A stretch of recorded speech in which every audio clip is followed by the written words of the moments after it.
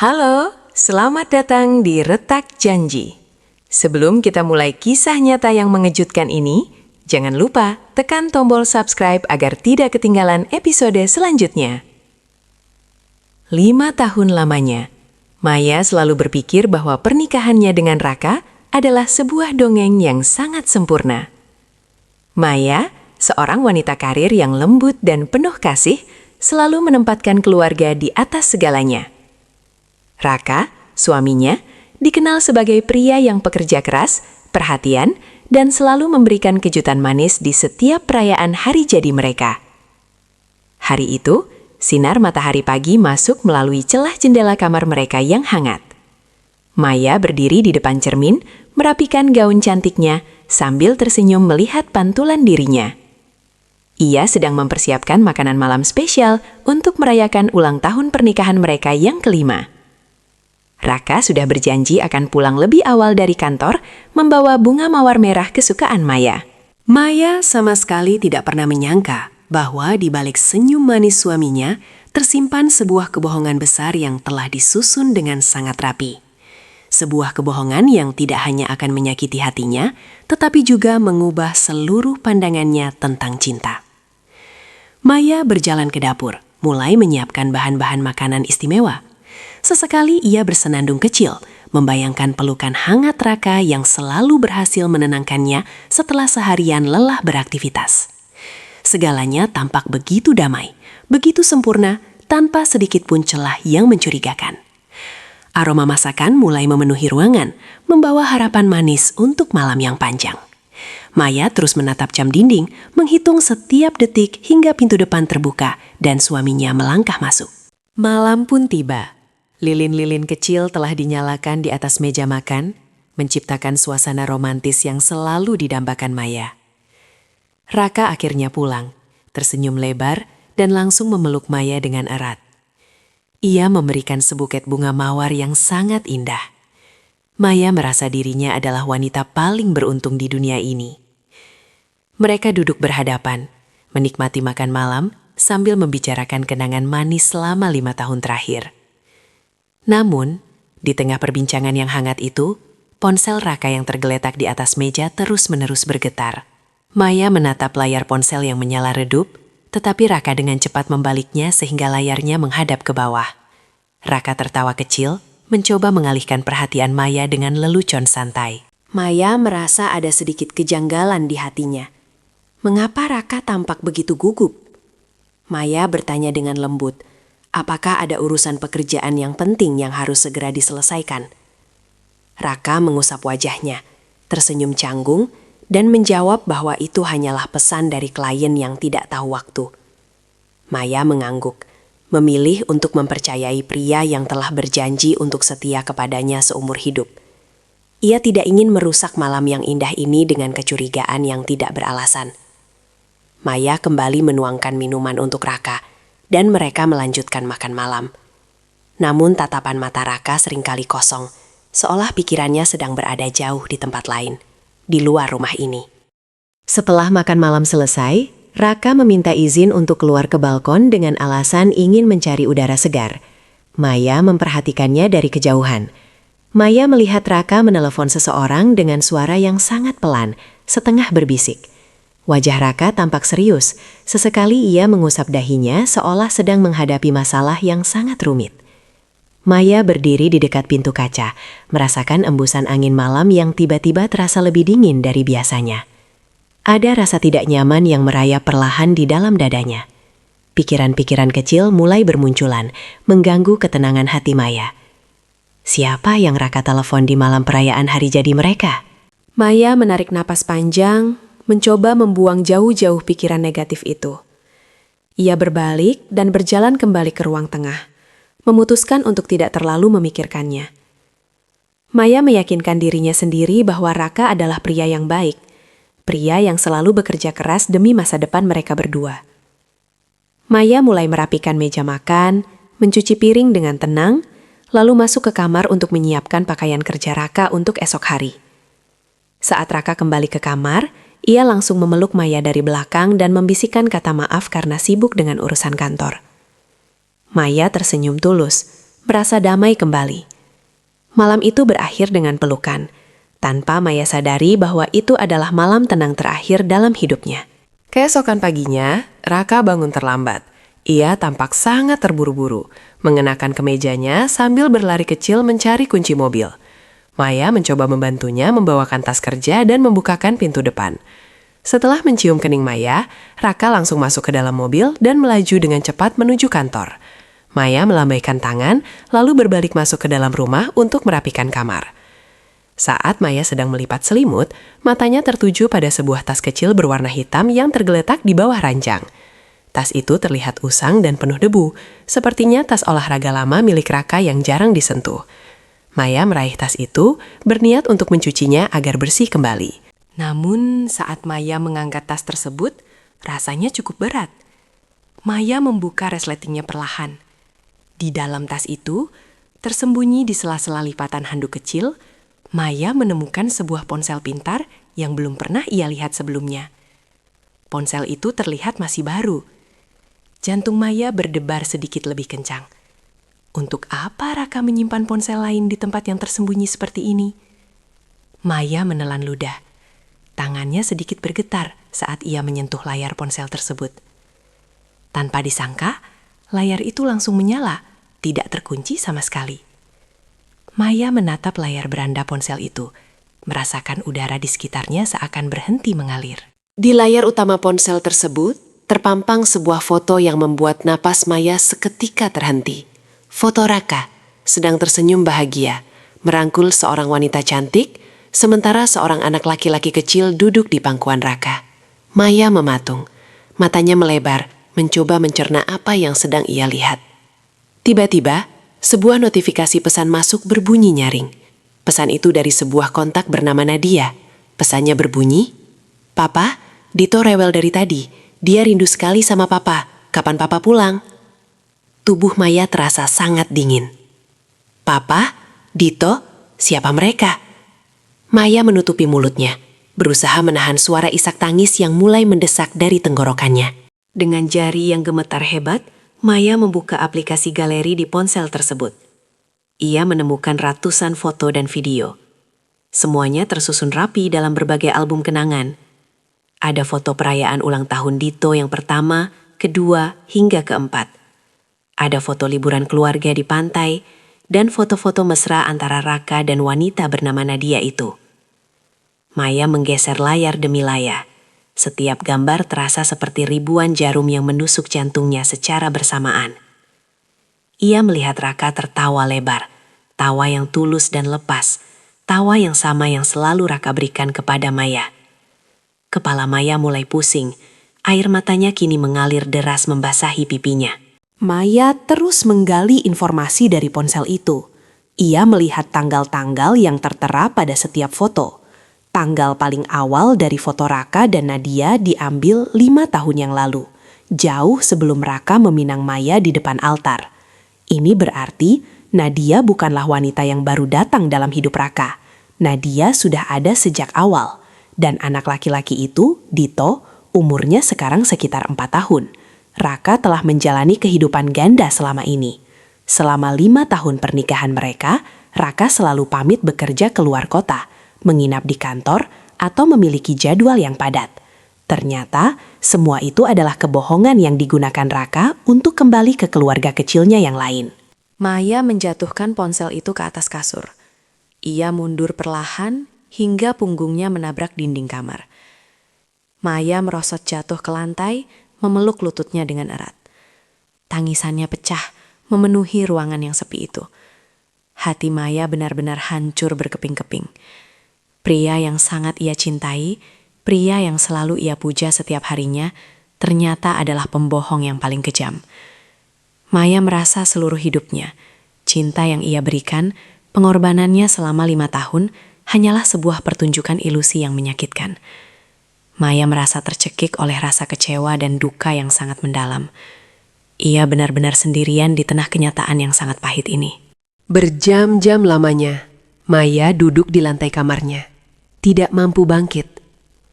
Wajahnya pucat pasi, matanya bengkak karena terus menangis. Maya merasa dadanya sangat sesak, seolah ada batu besar yang menekan paru-parunya. Dengan sisa tenaga yang ia miliki, Maya meraih ponsel miliknya sendiri dan mencari nama kontak Lina, sahabat terbaiknya. Dengan tangan bergetar, Maya menekan tombol panggil. Saat mendengar suara Lina di seberang sana, pertahanan Maya runtuh seketika. Maya menangis terseduh-seduh, memanggil nama sahabatnya itu berulang kali, tanpa bisa menyusun kata-kata yang jelas. Lina yang panik segera mematikan telepon dan berjanji akan datang ke rumah Maya secepat kilat. Tidak sampai 20 menit kemudian, terdengar suara bel rumah berbunyi bertubi-tubi. Maya membuka pintu dan Lina langsung memeluk tubuh Maya yang bergetar hebat.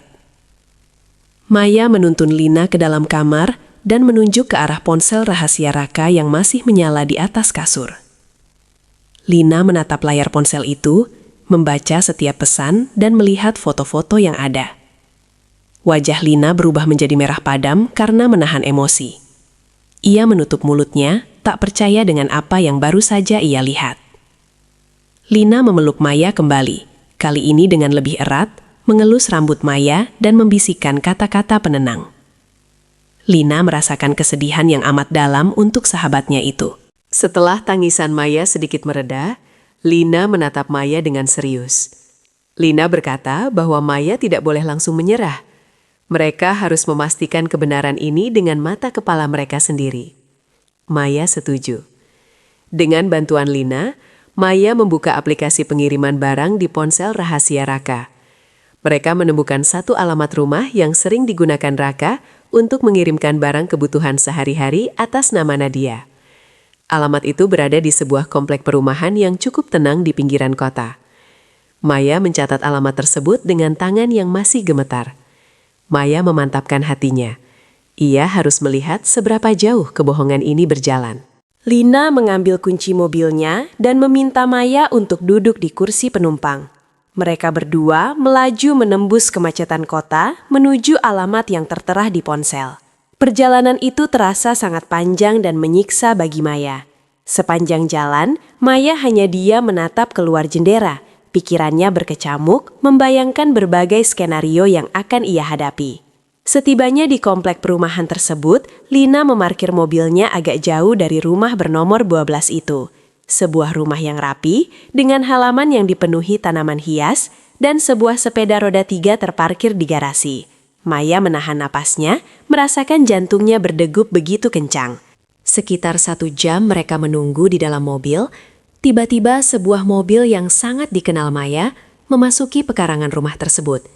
Itu adalah mobil Raka. Maya mencengkram lengan Lina dengan sangat kuat. Pintu kemudi terbuka dan Raka melangkah keluar. Ia masih mengenakan kemeja kerja yang disiapkan Maya tadi pagi. Dari dalam rumah, seorang anak laki-laki kecil berlari kencang sambil berteriak memanggil ayahnya. Raka berjongkok, merentangkan tangannya, dan menangkap anak itu dengan tawa yang riang. Raka menggendong Dito, mencium pipinya dengan penuh kasih sayang. Pemandangan itu bagaikan sembilu yang menyayat hati Maya tanpa ampun. Beberapa detik kemudian, Nadia muncul dari balik pintu utama. Ia mengenakan pakaian rumahan yang sederhana, tersenyum manis menyambut Raka. Raka memeluk pundak Nadia dengan lembut, dan mereka bertiga berjalan masuk ke dalam rumah bagaikan keluarga kecil yang sangat bahagia. Pintu rumah ditutup rapat, meninggalkan Maya yang membeku di dalam mobil. Air mata Maya mengalir deras tanpa bersuara. Ia menggigit bibirnya kuat-kuat untuk menahan jeritan yang tertahan di kerongkongannya. Kini, Maya melihatnya sendiri. Raka, suaminya yang sangat ia cintai, memiliki keluarga lain yang jauh lebih lengkap darinya. Maya merasa posisinya di dunia ini tidak lagi memiliki arti. Maya memejamkan mata, membiarkan rasa sakit itu meresap ke dalam jiwanya. Ia menoleh ke arah Lina dan memintanya untuk mengemudikan mobil pulang. Di sepanjang perjalanan pulang, Maya tidak menangis lagi. Air matanya seolah telah mengering. Yang tersisa di dalam dirinya hanyalah kekosongan dan sebuah tekad yang mulai tumbuh. Setibanya di rumah, Maya kembali masuk ke kamarnya. Ia mengambil ponsel rahasia Raka dan mulai memindahkan semua foto, video, bukti transfer, dan pesan-pesan penting ke dalam ruang penyimpanan pribadinya. Maya mengumpulkan setiap bukti pengkhianatan itu dengan teliti. Ia tahu, ia harus sangat kuat untuk menghadapi badai yang akan segera datang. Setelah semua bukti terkumpul, Maya meletakkan ponsel rahasia itu tepat di tengah meja ruang tamu. Ia melipat pakaian-pakaiannya dan memasukkannya ke dalam sebuah koper besar. Maya menatap sekeliling rumah yang selama 5 tahun ini menjadi tempat perlindungannya. Dinding-dinding rumah ini pernah menjadi saksi bisu tawa mereka, kebahagiaan mereka, dan harapan-harapan mereka. Namun kini, rumah ini terasa dingin dan asing. Maya duduk di sofa ruang tamu dalam kegelapan, menunggu Raka pulang. Maya telah menetapkan tujuannya. Ia tidak akan membiarkan dirinya dihancurkan lebih jauh oleh kebohongan pria itu. Ia siap untuk menyelesaikan semuanya malam ini juga. Halo pendengar setia Retak Janji, jika kalian merasakan ketegangan dari kisah Maya sejauh ini, jangan lupa untuk like, share, dan komen ya. Mari kita lanjutkan kisahnya. Jarum jam menunjukkan pukul 12 malam. Terdengar suara kunci dimasukkan ke dalam lubang pintu depan. Raka akhirnya pulang dengan langkah gontai, tersenyum lelah, mengharapkan sambutan hangat dari istrinya seperti biasa. Namun, rumah itu gelap gulita. Raka meraba dinding untuk mencari saklar lampu. Ketika cahaya terang memenuhi ruangan, Raka terkejut melihat Maya yang sudah duduk kaku di sofa ruang tamu. Wajah Maya sangat datar, tanpa ekspresi sedikit pun. Raka mencoba tersenyum, bertanya dengan lembut mengapa Maya belum tidur dan mengapa duduk di dalam kegelapan. Maya tidak menjawab. Ia hanya mengangkat pandangannya, menatap mata Raka dalam-dalam. Tatapan yang begitu dingin, menembus relung jiwa Raka. Lalu perlahan Maya menunjuk ke arah meja kaca di depannya. Di atas meja tersebut tergeletak ponsel rahasia usang yang tadi pagi Raka lupakan. Mata Raka seketika membelalak. Wajahnya yang kelelahan langsung berubah pucat pasi, seperti darah baru saja tersedot habis dari tubuhnya. Senyum di bibir Raka memudar sepenuhnya. Ia mundur 1 langkah. Tubuhnya menegang menyadari rahasia terbesarnya telah terbongkar. Maya berdiri dari sofa. Suaranya bergetar hebat saat ia akhirnya memecah kesunyian malam itu. Maya bertanya dengan nada yang penuh luka. Siapa Nadia, Raka? Siapa Dito? Kenapa ada foto mereka di sana? Raka terdiam kaku. Lidahnya terasa keluh. Ia mencoba melangkah maju, menjulurkan tangannya untuk meraih pundak Maya. Tetapi Maya segera mundur selangkah, menolak sentuhan pria itu. Raka menundukkan kepalanya. Nafasnya menjadi berat. Ia tahu tidak ada lagi gunanya berbohong. Semua bukti sudah terpampang nyata di depan mata istrinya. Raka berlutut perlahan di atas lantai yang dingin, menutupi wajahnya dengan kedua tangannya yang gemetar. Dengan suara parau dan isak tangis, Raka akhirnya membuat pengakuan. Ia menceritakan bahwa Nadia adalah masa lalunya, wanita yang ia cintai jauh sebelum bertemu Maya. Namun hubungan mereka tidak pernah direstui oleh keluarga Raka karena perbedaan prinsip. Raka kemudian dijodohkan dengan Maya, wanita pilihan keluarganya. Namun, tepat sebelum Raka dan Maya menikah, Nadia datang membawa kabar bahwa ia sedang mengandung anak Raka. Raka panik. Ia tidak berani membatalkan pernikahannya dengan Maya, tetapi ia juga tidak bisa meninggalkan Nadia dan darah dagingnya. Raka terjebak dalam kepengecutannya sendiri, memilih untuk menyimpan rahasia gelap ini selama 5 tahun lamanya. Mendengar pengakuan itu, dunia Maya seolah berhenti berputar. 5 tahun. 5 tahun lamanya ia hidup dalam ilusi kesempurnaan. Maya menangis terseduh-seduh, memegang dadanya yang terasa sangat sakit. Maya berteriak dalam keputusasaannya, menumpahkan segala kekecewaan yang tertahan. 5 tahun, Raka. 5 tahun kamu membagi waktumu, kasih sayangmu, dan setiap detik dalam pernikahan kita adalah kebohongan. Maya merasa sangat hancur. Ia tidak hanya dikhianati, tetapi ia juga dijadikan tameng oleh Raka untuk menutupi kesalahan masa lalunya. Maya merasa seolah-olah seluruh hidupnya dirampas begitu saja, tanpa ia memiliki kesempatan untuk memilih. Raka bersujud di depan kaki Maya. Ia menangis histeris, memohon ampunan dari istrinya. Raka bersumpah bahwa selama 5 tahun ini, perasaannya kepada Maya telah tumbuh menjadi cinta yang sesungguhnya. Raka berdalih bahwa ia hanya menemui Nadia untuk memenuhi kewajibannya sebagai seorang ayah bagi Dito, anak kandungnya yang tidak berdosa. Raka memohon agar Maya tidak pergi meninggalkannya, berjanji bahwa ia akan segera mencari jalan keluar terbaik untuk menyelesaikan masalah ini. Namun bagi Maya, alasan Raka hanyalah sebuah pembenaran yang egois. Raka ingin mempertahankan keduanya, tanpa memperdulikan seberapa besar luka yang ia goreskan di hati Maya. Maya menatap suaminya yang bersimpuh di lantai dengan perasaan campur aduk. Dulu, pria inilah yang selalu menjadi pelabuhan hatinya. Namun kini, pria ini tampak sangat asing baginya. Maya menyadari satu hal yang paling menyakitkan. Hati Raka sudah terbagi sejak awal. Raka tidak pernah benar-benar menjadi miliknya seutuhnya. Maya mengusap air matanya dengan punggung tangannya. Ia menegakkan tubuhnya, mengumpulkan seluruh keberanian yang tersisa di dalam jiwanya. Maya tahu, memaafkan Raka berarti ia harus berbagi cinta dan menerima kenyataan bahwa ada keluarga lain di luar sana. Maya memilih untuk tidak mengorbankan harga dirinya lebih jauh. Tanpa mengucapkan sepatah kata pun, Maya membalikkan badannya dan berjalan menuju kamarnya.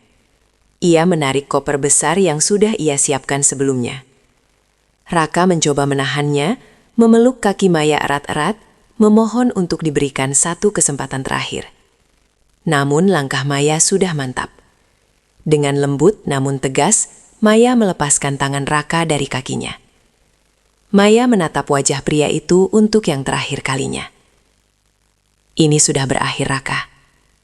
Ucap Maya dengan suara yang sangat pelan, namun menggetarkan dinding ruangan itu. Maya memutar gagang pintu depan, melangkah keluar menembus dinginnya udara malam, meninggalkan rumah dan kehidupan lamanya untuk selamanya. Malam itu juga, Maya pergi ke apartemen kecil milik Lina. Lina menyambut Maya dengan pelukan yang sangat hangat, membiarkan sahabatnya itu menangis sepuasnya di atas sofa. Hari-hari pertama di tempat baru terasa seperti neraka bagi Maya. Setiap sudut ruangan mengingatkannya pada memori indah bersama Raka. Maya kehilangan selera makannya. Wajahnya terlihat semakin tirus, dan matanya selalu memancarkan kesedihan yang mendalam. Seringkali Maya terbangun di tengah malam dengan napas tersengal-sengal, menangisi nasibnya yang begitu malang. Rasa sepi selalu datang menghampiri, membuat Maya merasa tidak berguna dan kehilangan arah dalam hidupnya. Namun, Lina tidak pernah meninggalkan Maya sendirian. Lina selalu ada di samping Maya, memasakkan makanan hangat, mengajak Maya berbicara, dan selalu mengingatkan Maya betapa berharganya ia sebagai seorang wanita. Lina membisikkan kata-kata kekuatan, meyakinkan Maya bahwa rasa sakit ini hanyalah sementara, dan akan datang hari di mana Maya bisa tersenyum kembali. Dukungan tanpa henti dari Lina perlahan-lahan mulai menyalakan kembali sepercik cahaya di hati Maya yang gelap. Maya mulai menyadari bahwa ia tidak boleh terus-menerus meratapi masa lalu yang tidak bisa diubah. Ia harus bangkit demi dirinya sendiri, demi masa depan yang masih panjang menantinya. Sementara itu, Raka tidak menyerah begitu saja. Setiap hari, ponsel Maya selalu dipenuhi dengan ratusan pesan singkat dan panggilan tak terjawab dari Raka. Raka mengirimkan bunga ke kantor Maya, menitipkan surat-surat permohonan maaf yang panjang, dan berulang kali datang ke apartemen Lina, berharap bisa berbicara dengan Maya. Dalam pesan-pesannya, Raka berjanji akan meninggalkan segalanya asalkan Maya mau kembali ke pelukannya. Maya membaca pesan-pesan itu dengan dada yang sesak. Ada bagian dari dirinya yang merindukan sosok Raka, merindukan kehangatan pernikahan mereka. Namun, bayangan Raka yang tertawa bahagia bersama Nadia dan Dito terlalu menyakitkan untuk dilupakan. Setelah merenung selama berhari-hari, Maya akhirnya mengambil keputusan bulat. Ia menyentuh layar ponselnya, mencari nama kontak Raka, lalu dengan hati yang mantap, ia menekan tombol blokir. Maya memutus semua akses komunikasi dengan masa lalunya. Maya sadar, jika ia terus memberikan ruang bagi Raka, luka itu tidak akan pernah mengering. Maya memilih kewarasannya. Ia memilih untuk mencintai dirinya sendiri lebih dari ia mencintai pria yang telah menghancurkannya. Keputusan itu terasa sangat berat, tetapi seketika itu juga, Maya merasakan sebuah kelegaan luar biasa mengalir di sekujur tubuhnya. Maya telah melepaskan belenggu yang menahannya. Bulan-bulan berikutnya menjadi proses penyembuhan yang panjang bagi Maya. Ia mulai memfokuskan seluruh energi dan pikirannya pada pekerjaannya di kantor. Maya mengambil lebih banyak tanggung jawab, memimpin berbagai proyek penting, dan perlahan kembali menemukan kepercayaan dirinya yang sempat hilang. Kesibukan menjadi sahabat terbaik Maya, membantunya melupakan rasa sakit sedikit demi sedikit. Prestasinya di kantor pun bersinar terang. Dedikasi Maya yang tinggi akhirnya membuahkan hasil. Ia mendapatkan promosi jabatan yang sudah lama ia impikan. Maya tersenyum bangga pada pantulan dirinya di cermin, melihat seorang wanita karir yang tangguh dan tidak mudah dikalahkan oleh keadaan. Dengan dukungan penuh dari Lina, Maya memberanikan diri untuk mengambil langkah terakhir yang paling menentukan.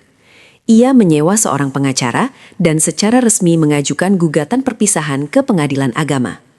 Berita itu sampai ke telinga Raka seperti petir di siang bolong. Raka mencoba menunda proses persidangan, terus-menerus memohon mediasi dan menolak untuk menandatangani surat-surat tersebut. Namun, Maya tetap teguh pada pendiriannya yang sekeras batu karang. Tidak ada lagi tawar-menawar. Maya hadir di setiap persidangan dengan kepala tegak, tidak lagi meneteskan air mata. Maya hanya ingin satu hal, kebebasan seutuhnya untuk merangkai kembali hidupnya yang sempat hancur berantakan. Hari penentuan akhirnya tiba.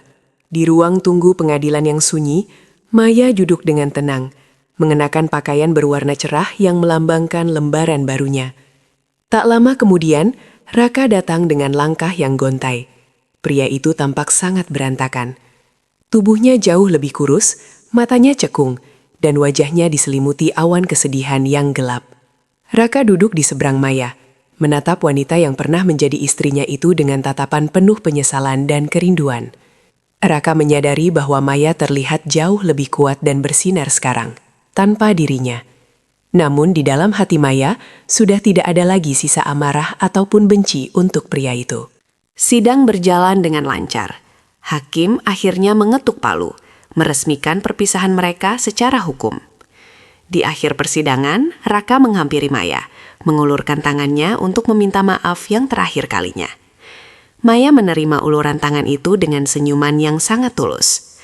Maya mengangguk pelan, mengucapkan selamat tinggal yang damai kepada pria yang pernah singgah di hatinya. Tidak ada dendam, hanya penerimaan yang ikhlas. Ketika Maya melangkah keluar dari gedung pengadilan dan menghirup udara luar, ia merasakan sebuah beban yang sangat besar seakan menguap dari pundaknya. Langit tampak sangat cerah hari itu, menyambut langkah pertama Maya sebagai wanita merdeka. 1 tahun telah berlalu sejak hari bersejarah itu. Maya kini berdiri di balkon apartemen barunya sendiri, menikmati secangkir teh hangat sambil menatap jingganya langit senja. Angin sore meniup pelan rambutnya. Luka masa lalu itu memang akan selalu menjadi bagian dari perjalanan hidupnya, meninggalkan bekas yang tidak akan pernah hilang. Namun, bekas luka itu tidak lagi terasa sakit ketika disentuh. Maya memejamkan mata, mensyukuri setiap napas yang ia hirup. Ia menyadari bahwa badai pengkhianatan Raka tidak datang untuk menghancurkannya, melainkan datang untuk menunjukkan kepadanya seberapa kuat ia sebenarnya bisa bertahan menghadapi kerasnya kehidupan. Maya belajar bahwa kebahagiaannya tidak bergantung pada orang lain, apalagi pada pria yang tidak bisa menghargai cintanya. Maya kini memiliki karir yang cemerlang, dikelilingi oleh sahabat-sahabat yang selalu mendukungnya, dan yang paling penting, Maya memiliki kedamaian batin yang tidak bisa dibeli dengan apapun. Kehilangan Raka bukanlah akhir dari dunianya, melainkan sebuah awal yang baru yang jauh lebih indah. Maya melangkah masuk kembali ke dalam ruangannya yang tertata rapi, siap untuk melanjutkan kegiatannya. Hatinya kini dipenuhi dengan harapan dan rasa syukur, menatap masa depan yang membentang luas di hadapannya dengan senyum yang penuh keyakinan. Kisah Maya mengajarkan kita sebuah pelajaran hidup yang sangat berharga, bahwa terkadang orang yang paling kita cintai adalah orang yang bisa memberikan luka paling dalam. Namun, pengkhianatan seseorang bukanlah cerminan dari kurangnya nilai diri kita, melainkan cerminan dari kelemahan karakter mereka sendiri. Maya membuktikan bahwa meskipun hati kita hancur berkeping-keping, kita selalu memiliki kekuatan yang tersembunyi untuk mengumpulkan kembali kepingan-kepingan itu dan menyusunnya menjadi sesuatu yang jauh lebih kuat dan indah. Tidak peduli seberapa gelap malam yang kita lalui, matahari pagi akan selalu terbit membawa cahaya baru bagi mereka yang tidak menyerah. Kini, Maya melangkah maju menyambut masa depan yang lebih cerah, tanpa bayang-bayang kebohongan di belakangnya. Maya tersenyum melihat dirinya yang utuh, mandiri, dan bebas. Maya berbisik pada dirinya sendiri bahwa ia pantas mendapatkan cinta sejati yang jujur. Terima kasih banyak telah menemani perjalanan emosional Maya di Retak Janji. Kami berharap kisah ini bisa memberikan kekuatan bagi kalian yang sedang berjuang menyembuhkan luka batin. Tolong dukung terus channel kami dengan menekan tombol subscribe. Jangan lupa komen pendapat dan cerita kalian, like video ini jika kalian terinspirasi, dan share ke teman-teman kalian agar mereka juga mendapatkan kekuatan baru. Sampai jumpa di kisah nyata berikutnya.